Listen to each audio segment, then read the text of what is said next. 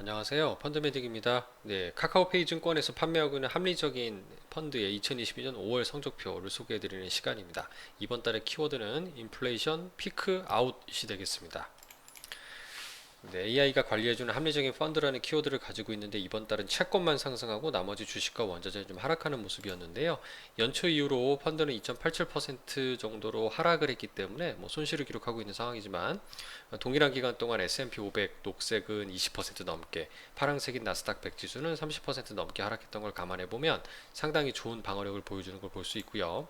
5월 한 달 동안의 움직임을 보더라도 단기간 주식의 변동성이 10%포인트 이상 크게 나타나는 상황에서도 하락 후에 반등하는 모습이 상당히 양호한 그 성과를 좀 반증해주고 있습니다.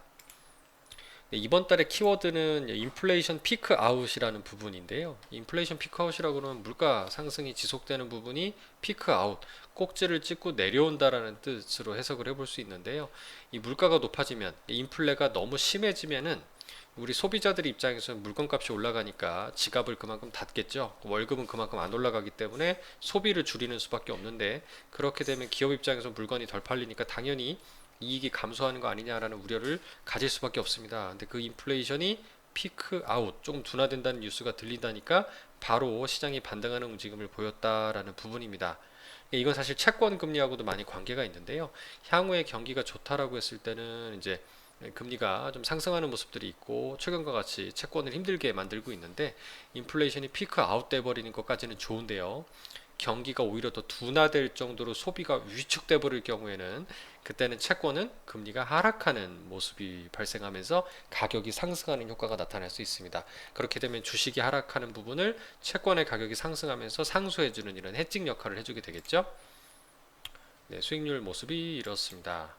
월간 수익률 부분도 올해 4월과 5월 연속으로 마이너스대를 보여주고 있고요. 지난달과 이번 달을 비교해 보면요, 거의 대동소이 차이가 없습니다. 이 노란색으로 보이는 유동성만 좀 더 늘어난 것을 볼 수 있고요. 이 부분은 주식을 좀 팔아서 이렇게 보여줄 수도 있고, 네, 상대적으로 주식의 비중이 작아져서일 수도 있습니다. 주가가 하락해서 그런 거고요. 상위 열정복의 현황을 보시더라도 전달과 크게 차이가 없는 모습을 보입니다. 가장 많은 비중이 단기채, 그 다음에 금, 원자재, 그 다음 물가연동채권, 하이힐드 채권 일부 들어가 있고요. 이런 부분들이 좀 눈에 띕니다.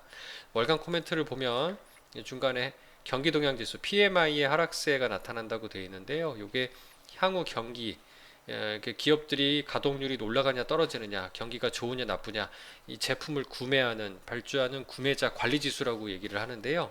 이 부분이 기준지수가 50인데 50을 넘어서 있을 때는 크게 무리는 없는데 방향성이 중요하죠. 이 코로나 때처럼 급격하게 하락을 해서 기준선인 50 밑으로 내려갈 때는 경기 둔화, 침체의 신호로 받아들여서 주식시장이 악재가 되는데, 이후에는 급격히 반등했었죠. 이번에도 보면 단기간에 상당히 크게 하락하면서 50에 근접하는 모습을 보여주고 있습니다. 물론 50 밑으로 간 건 아니기 때문에 사실 경기가 둔화됐다라고 보긴 힘들 수 있겠죠. 자산 배분 측면에서는 원자재만이 긍정적으로 기여하고 있다는 소식을 여전히 들어볼 수 있고요. 향후 운용 계획 부분에서는 인플레이션이 탈세계화 이런 부분이 좀 와닿을 수가 있습니다. 의미가 꽤 있는데요.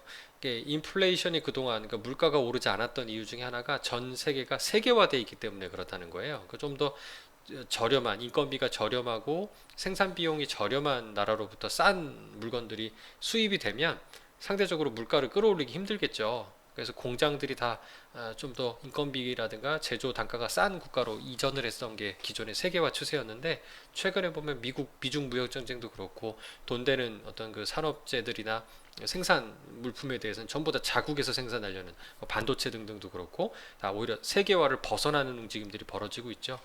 거기에 인구 구조뿐만 아니라 전쟁 같은 지정학적인 위험도 이런 그 탈세계화를 더 강조하다 보니까 더 물가가 오르는 거 아니냐라는 걱정을 할 수밖에 없어요. 근데 이게 물가가 어느 선 이상 넘어가면은 경기 둔화로 이어질 거라는 우려가 더 클 수도 있습니다. 그러면 주식은 더 크게 하락할 수도 있는 거고요. 그 다음에 채권은 대신에 조금 숨을 돌릴 수는 있겠죠. 그동안 높았던 금리가 떨어질 수 있어서 가격이 상승할 수 있기 때문에 그렇습니다. 아직 이렇게 보는 것 같지는 좀 이른 감이 있긴 하지만 좀 주의 깊게 볼 필요는 있지 않을까 생각이 됩니다. 감사합니다.